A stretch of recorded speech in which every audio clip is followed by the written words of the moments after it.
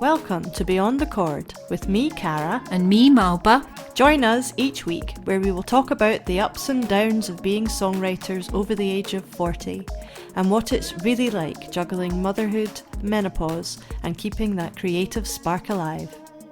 As if that wasn't enough, each week we will write a new song together and perform it live on the podcast. So get comfy, grab a cuppa, and let's dive in.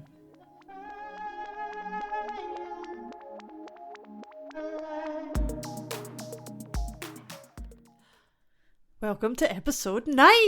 I can't believe it's episode 9. Here we are.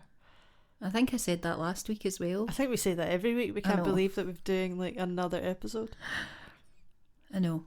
That's what consistency is all about. Yeah. Yeah, that's a concept I do struggle with on many levels.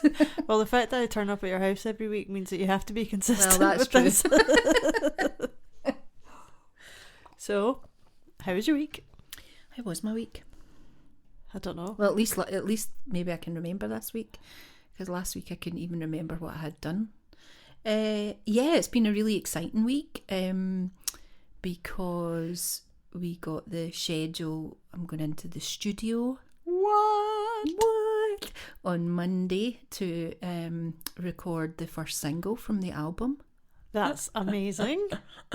I know, I'm terrified. Can you tell us what it's going to be called? Oh, I think I can. Oh? What, the album or the song? The song. Oh, yeah. Don't ask me the album name because I'm not 100% sure. Maybe we should get like votes. Do a poll. Do a poll. It's going to be called No More Rain. No More Rain. And can we expect it anytime soon? It will be, it's my intention for it to be released. I'm going to release it on my daddy's birthday on the 7th of April. Oh, it's the day after my mum's birthday. Oh, well, there we go. There we go. That's perfect. I mean, your mum's still with us. She is. My dad's still his heavenly birthday. Which is really fascinating, actually, because, and I can't believe this, so that'll be pretty much 10 years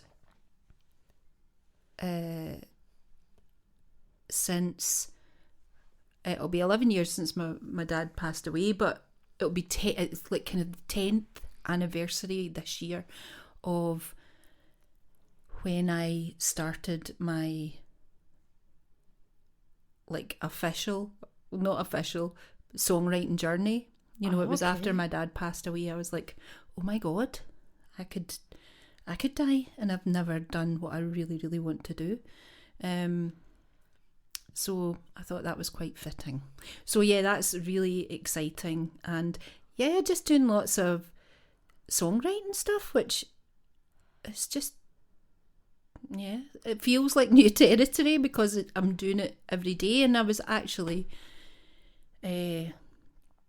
thinking about what we were talking about, and I put, so here was my week. I put perfume on and tights. Oh. And a dress. Like you've just gone for the whole hog here, haven't you? Right? To go to work. Ooh. I know. And it's amazing how different you feel rather than just like throwing on your jeans or your leggings the way you normally do. It is quite a thing, isn't it? It does make you feel differently when you just do that wee subtle change. It does. So yeah, it's been a good week. Again, busy, but you know, I don't think we're ever going to have a week where we say, well, how's your week been? And you go, oh, I've not really done very much. That's true. That's always just busy. Maybe in about 10 years' time. I don't know. My mum and dad are retired, and their life is like they're living social butterflies. Life. Yeah. Well, but yeah, so it's been a good week and an exciting week, and figuring out lots of things. Like, you know, yes, it took me all day to figure out Linktree. Because to do Linktree you had to have all these other things that I hadn't done, right. And then had to get some assistance from Hannah on Instagram, because my name on Instagram is different than my name on Facebook. So she was like, just make an underscore, you know, and there's some person on Instagram that's got the name that I want that's never posted anything, but they've got 800 followers. That's a bot then. That can't be a real person. Is it? Yeah. So snidey. But anyway, so yeah, just lots of things like that, chipping away at tiny things to move forward a wee tiny bit. So it's all good. What about you? How's your week been? My week has been chaos. Da, da, da. Dun, dun, dun. I'm in a surprisingly good mood tonight, considering my week has been absolutely. Because you're with me. It's because I'm with you. Because we're doing this. So my youngest daughter Daria turned 3. I know. Oh my god. And she started her new school nursery. So we've had the settling in days this week. Remember those? No, I try and block that out. Yeah. So there's been lots of running around and trying to juggle. I've juggled this week. Juggling lots of emotions, lots of practical stuff, trying to do the work that I want to do, like this podcast, and write some music, and, do that sort of thing. But haven't really had much of a chance, which is annoying. I know, but it's a transitional time, and I think, you have to be kind to yourself in those transitions. Yeah. So because you don't realise the emotional impact sometimes that has, Yeah. But I think I've just been too tired to be emotional. Do you know what I mean? Like I just don't have time. Like, don't have time to be emotional or sick. I have time to feel this week. I'm just gonna go with it and sleep when I can. Yeah. So that's been my week. Nice. So, but it's nice to be here. And nice relax. deep breath. Got my tea. Got my pal. What more do you need? What more do we need? Not much, actually. If I hadn't given up treats for Lent, then I could have had some treats. I know, but I did. To be fair, I did reflect on because at the weekend, obviously, I was in a sugar spiral again, and I think that is just again what we spoke about last week about it's a process. It's a process. It is a process. And then I was like, and I think it ties in a lot with what we've been talking about over, the last 8 weeks, that, what are your options there? Give yourself a really hard time and, berate yourself for, going, oh, but you said that you weren't going to have sugar ever again. And I said, well, no, actually, I didn't say I wasn't going to have sugar ever again. I said I was 9 days clean. Do you know what I mean? And relapsed. But, I think it's about, okay, how can I be kind to myself and not see that as a setback, and just go, do you know what, it's absolutely fine. If you want a Jaffa cake, have a Jaffa cake. Yeah. Do you know what I mean? I love a Jaffa cake. I love Jaffa cakes. I could really go with Jaffa cake. I know, I don't have any, just that's all right. because that would torture you. Yeah, that's fine. So, all right. So, what is the topic this week? Actually, I'm really excited about the topic this week because it gives me hope for the future. Great. For our menopause fact, which is actually a fact, a verified. Oh, really? Fact, because it comes from an actual doctor who is an actual psychologist who has written a whole book about it. Right. And it's me who gets to talk about the book Menshie this week. Sorry, stole your thunder. So yeah, this week's menopause fact is, let me find it. Verified fact, should we say? Let me find it. What does it say?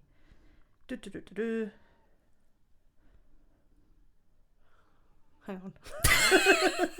It's like my 5-minute pause for the word inspiration in episode 1 or 2. I'm keeping you all in suspense here. The female brain gets stronger and better during menopause and beyond. Because how? Estrogen, apparently, right, is the reason that we're not that creative. So in the menopause, your estrogen levels diminish. Obviously, that's what the menopause is. Right. And as that diminishes, it clears some space in your brain to focus on creative things. No. Yes. Oh my god! I bet you were pure chuffed with yourself I was when you found that. Yeah, Oh, that explains a lot. That explains a lot. So our brains are going to be better? Yeah. Like at what point though? So with every decade you become happier and more creative. That's why you see like old ladies making pots. Because they're just like being creative. That's amazing. And they don't have to think about like anyone else. So this comes from a woman called Dr Louann Brizendine. I think that's how you say her name. Nice. And it's from her book. I love the title. The Upgrade. All right. Oh, I think I'm going to have to get that. How the female brain gets stronger and better in midlife and beyond. Wow. I think you do have to get that. I think I will. I think you should. All right. Okay then. I mean, you're the one that reads the books. That's true. I'll read it and then give you a wee synopsis. But it got me thinking, because I was like, if that's the case, that makes perfect sense from my own experience, because I've been trying to write an album for decades.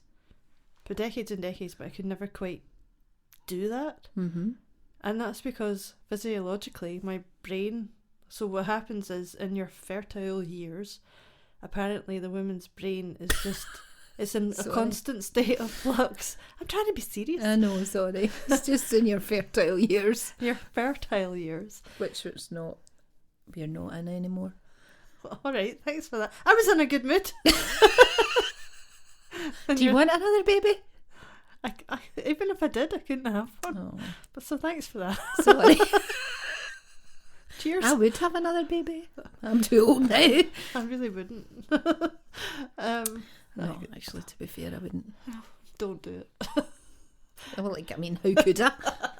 Like the Immaculate Conception or something like that. You know? That is so cool. I don't know. Sorry, that was my fault. So in your fertile years, your brain is in a constant state of flux. So it's trying to, like, it's always preparing for implantation and then adjusting to when that doesn't happen. So it's like constantly, you know, it's like we men in lab coats going, right, we have to be here, we have to be there, keep an eye on that and do this. Right. For like your whole fertile period of time. It's quite a lot of... Which is why you probably get things like baby brain and can't focus. Yeah. And all that. So that kind of physiological explanation, rather than you thinking that you can't concentrate. Yep. There's a reason for it. I should have known that. Mm-hmm. Many years ago. I know. And then obviously when you do get pregnant and you are, you know, carrying a child and whatever, all of your energy is going to sustain that life. Yeah. And forevermore. And forevermore. So it made sense, like after I had Daria, my youngest child, after I had her, I had this whole burst of creativity. But I didn't, unbeknownst to me at that point, I was going into perimenopause, and I didn't know at the time. But all my estrogen levels had dropped so much that, like, I had space. Like, ta-da! And then I just got this surge of creativity, which was how I was able to write and release an album of music, which I've been trying to do for years. That's bonkers, Isn't it nuts? Oh, I was dead chuffed to like tell you that. And that is an amazing verified fact that we'll see we're like progressing. Yeah, if I have got anything wrong there, if I've interpreted any of that wrong, yeah, please somebody tell us. Then read the book and tell me. And then we can unverify it. Then we can correct. Use it from verified to unverified. Yeah. No, but that certainly sounds like a verified fact to me. Me too. I'm going to take that. Because it gives me hope that as we transition through this period of time, it's just going to get better. We'll get more creative. Well, that's absolutely. That ties in with the song of last week. Yes, which was a banger, by the way. Oh, I was quite chuffed with myself. But yeah, I think we have to accept that it's a transitional time. And again, I suppose just like any transition, it comes with a lot of, baggage isn't the right word, but, you know, a lot to kind of think about and go, well, you know, I would have had more children if I could have, you know. And I remember, you know, at the time going, you know, I'm going to be absolutely devastated when I'm not able to have children anymore. Do you know what I mean? Whereas I don't really feel like that now, but like, you know, at the just the thought of not ever being able to have any more children was at that time really devastating to me. It's still quite sad anyway. Like I was happy with my 2. You know, I didn't have any desire to have more, but when I was told, that's it. Like, even if you wanted to, the chances of you being able to are quite slim. Yeah. It was still a bit of a, oh, well, that's like that chapter has finished. Yeah. Yeah. And I think that has to be grieved as well. You know, I remember hilariously, I think it was when I was having Caragh, and I don't know if it was a nurse or a doctor, was like, well, you'll not be having any more at the age of you now, will you? And I was like, what they said to you? Yeah, well, it was a terrible, and I was what age was I? I was 42. You know, it's not, I mean, like, yeah, you're probably one of the oldest mammies on the block, but, you know, she was like, I mean, you'll not be having any more, you know, and I did fall pregnant again. Unfortunately, I had a miscarriage with that baby, but just that whole kind of, who are you to tell me that I, you know, that I'm too old to have another baby? Do you know what I mean? Yeah. And the reality is more women have them older these days. If I was surprised to learn that my nana, so she had 5 kids, my mum's like the middle of the 5, and she didn't have, like, she didn't start till she was quite on. I think she was in her 30s, which for then would have been, that would have been the talk of the steamy. That's what I would have thought, but apparently it wasn't that unusual. Maybe it kind of, I mean, I suppose, you know, even when I had Aidan and Hannah, I felt like I was old compared to everybody else around about me. You know, and Caragh, obviously, you know, I was told, you know, I'll be having no more because I'm so old. Do you know what I mean? And that was all I got that whole pregnancy, was like how old I was. Jeez, oh. And how overweight I was, you know, and I dreaded going in every single time to see them, because they were going, do you know how overweight? Yes, I think I do know how overweight I am, thanks very much. Do you know what I mean? It's like, I can see, you know. Pregnancy itself is a wild ride, isn't it? Like, the amount of people that have opinions about... and everybody's got to give you... And it's, I think it's just one of those, you know, almost automatic that you feel... Some people feel that they've got the right to comment because either they're a mother, and so they give you the wealth of their wisdom. But yeah... To be honest, I didn't mind so much if it was older women, like grannies or whatever in the supermarket. I really didn't. I actually found it quite lovely that they would come up and they would kind of acknowledge that you're pregnant and then ask you about, you know, ask you all the usual questions, and maybe touch your bump or whatever. I found that quite lovely, like you were part of a club. Yeah. You know, they'd been through it, so they knew what was coming, but... They were almost like passing the baton or something, I don't know. But if it was anyone else, if it was people at work, I'd be like, do I come up and touch your stomach? Gonna not? Like... I know, it's funny. And I think that's like, you know, what we're in now is the perimenopause club. You know. Which is another kind of cool club, because... And I think it totally is, and I think what, you know, and, you know, we'd been talking about this before we came on tonight. Kieran, my husband, said, I read a really interesting article in The Guardian last week about menopause. And I was like, did you? I was like, well, maybe we could use that in the podcast, you know, maybe it's got some good facts in it. And it was about West Coast Avanti and how they'd give out like kind of perimenopause goodie bags. Which in and of itself sounds terrible. Have a goodie bag, that'll sort you right out. But, you know, hilariously, everybody's up in arms. It's just like, you're all shriveled up. Here, have a goodie bag. Have a goodie bag. And I think it had in it a tea bag, a chocolate, a fan for your hot flushes, a jelly baby in case you want to bite the head off someone. What was the other good one? Oh, a paper clip to hold everything together. Oh, a pencil in case you forget so that you can write stuff down. Was there a pad? No, I would hope so. Now, when I read that article, I thought that it was hilarious, right?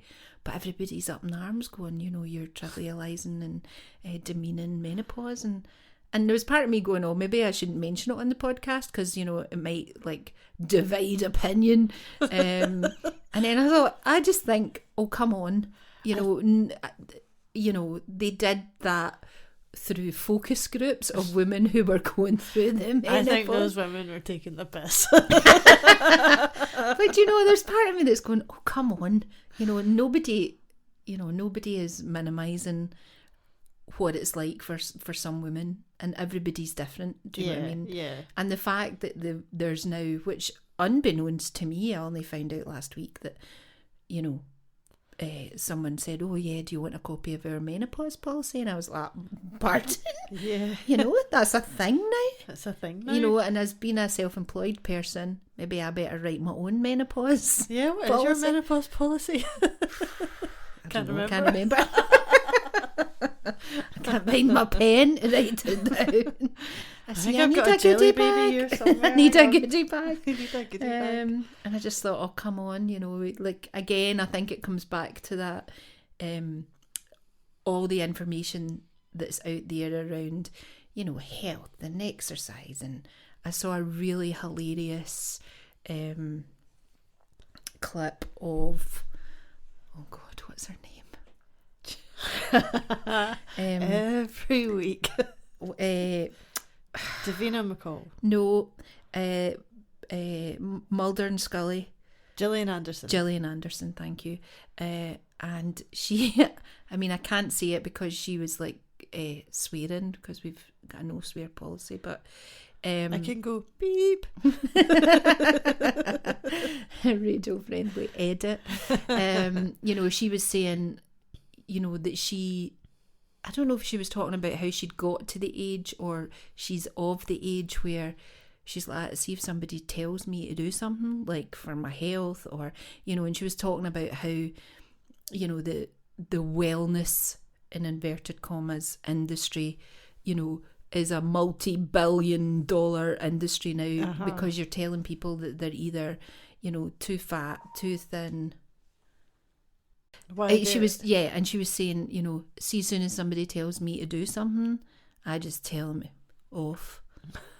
She says nobody has the right to tell anybody what to do. She's right. And she's right. And I was like, you are so right, Gillian Anderson. I know, Gillian, we need you on the podcast here. Oh my God. Wouldn't that be amazing? Let's just put it out in the universe. We're putting it out there, sending the vibes.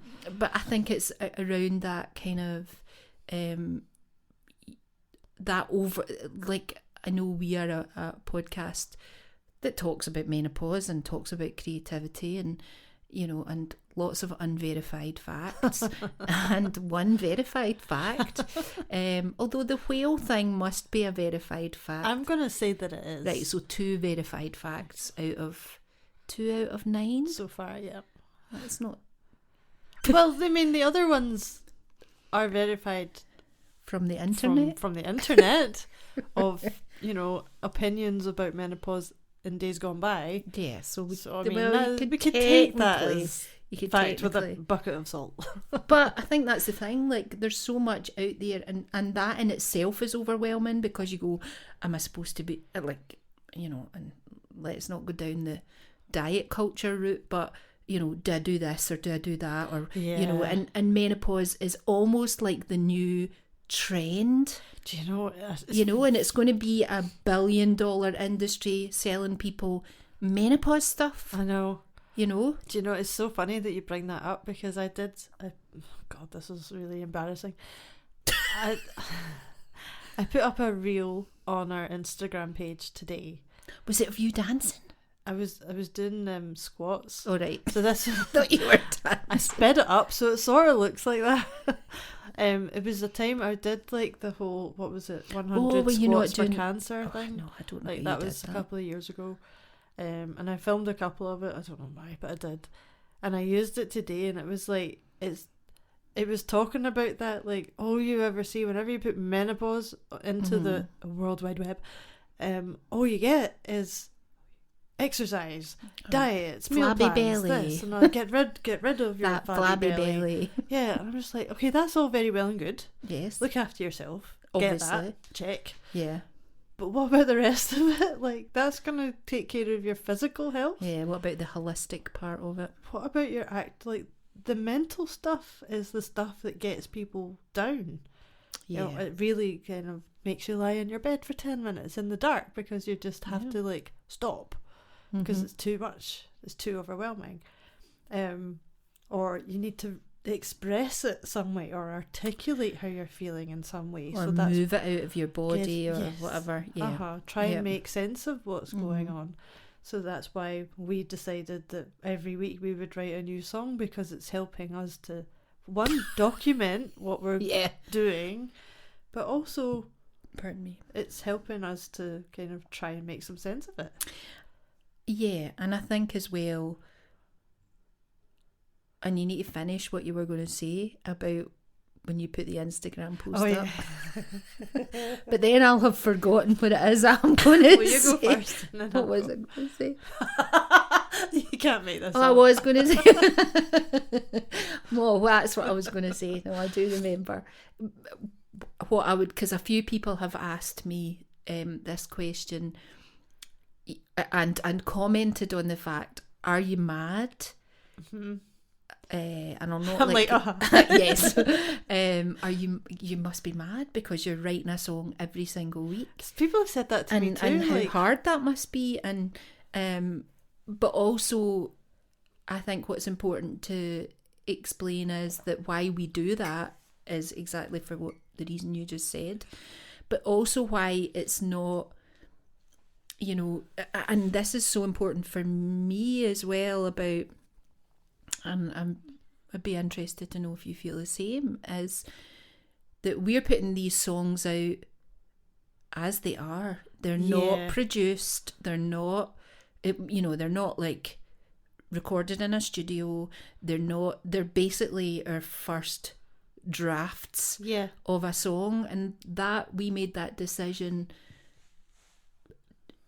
And I think it's a really important thing to point out, because I think someone had commented or something to me, you know, oh, we love hearing the songs and that they're not fully produced or, you know, fully arranged, and I think that was really important for me personally, was to go, do you know what, it's about getting it, it's about writing the song and getting it out there. It's not, you know, as someone who's sat on an album for 4 years can attest, you know, whatever that kind of block is, so that's why it's important for us to just go, here it is, this is what it is, you know, and then, you know, who knows down the line when, you know, we can ask people what their favourites are, and maybe those are the ones that we go into the studio and record for the album or whatever, you know, the Calamity Janes album, as yet untitled. It's easy for me to say. Unless you've got a title already. No, I don't. You haven't told me. I haven't. Seeing as you sprung the band name on me, which I'm very happy with because it's my favourite film.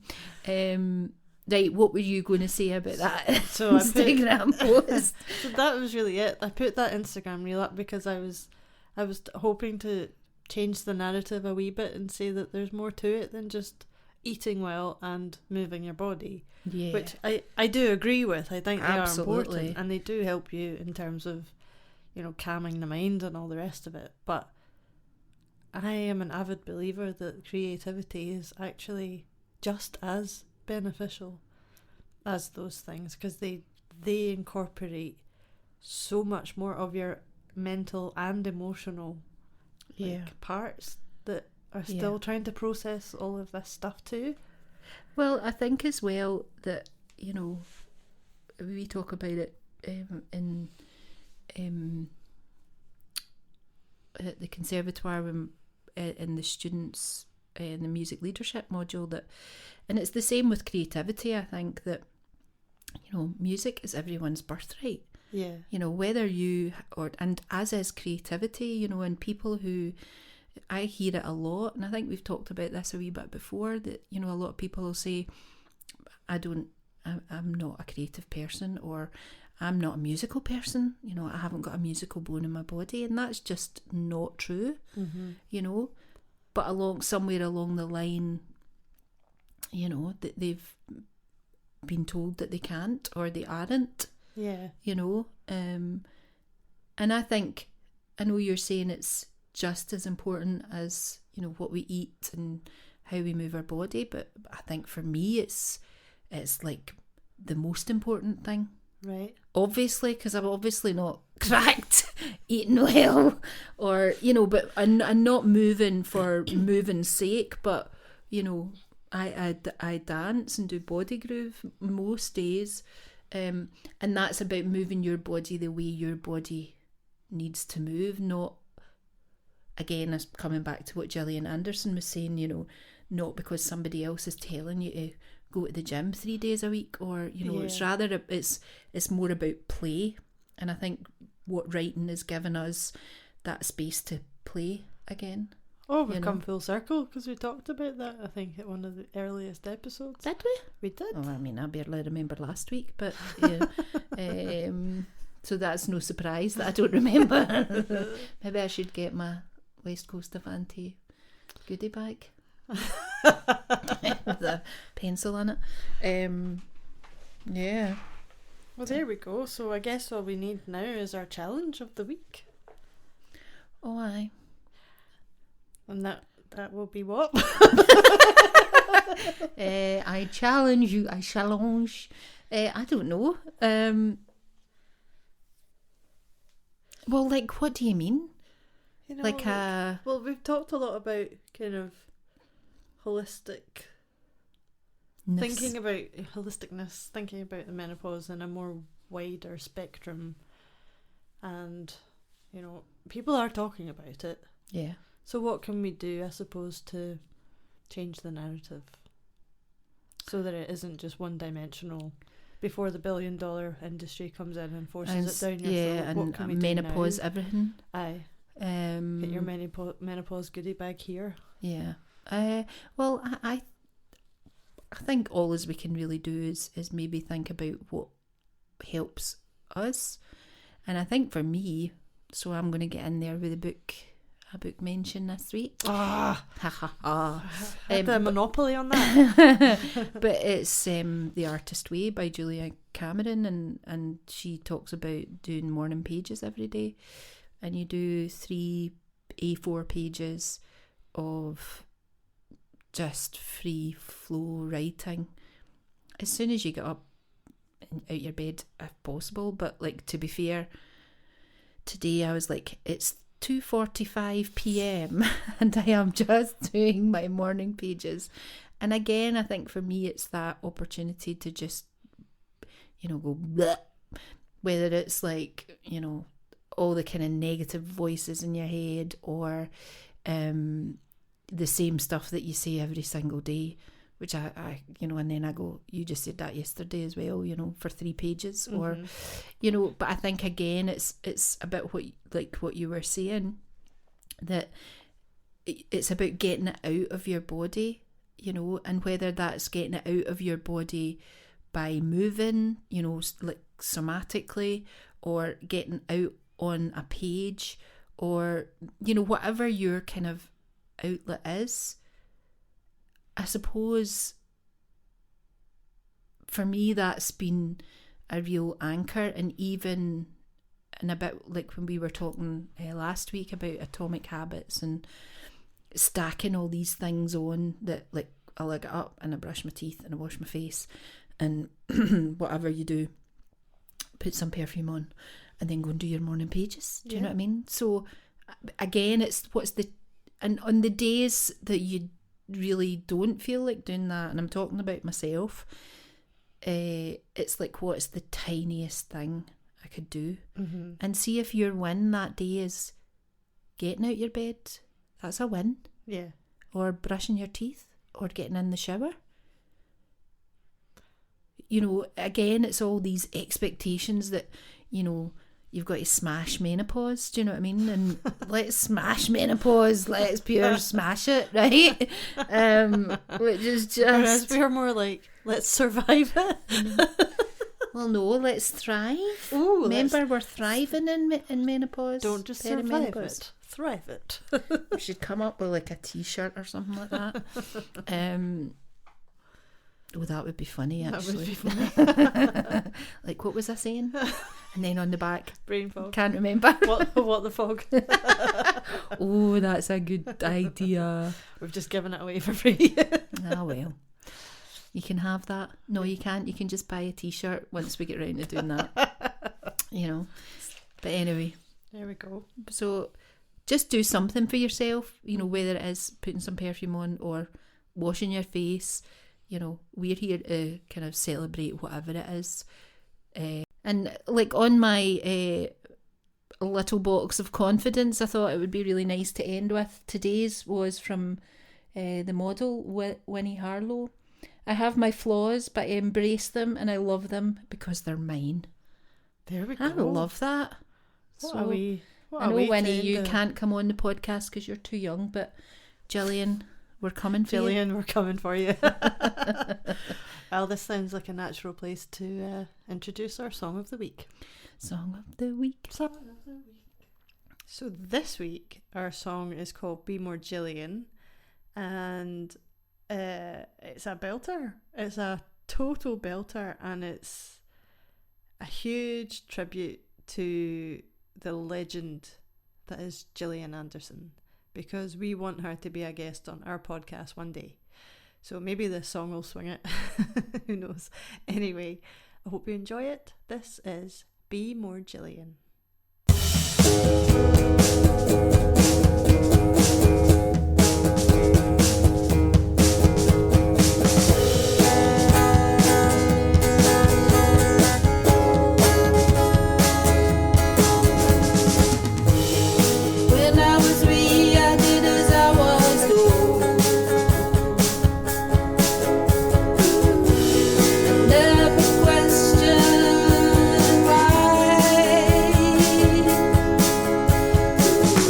Only thing you could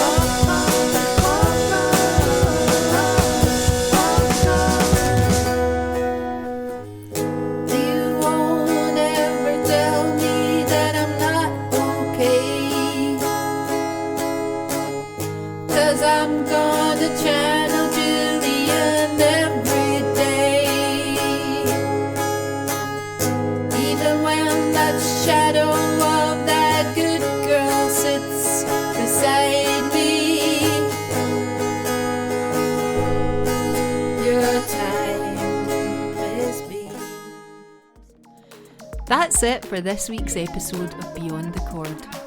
We hope you enjoyed it as much as we did making it. And join us next week for more chat and tunes. And in the meantime, if you want to send us your thoughts, you can follow us on Instagram at Beyond the Chord. We would love to hear from you. Until next time.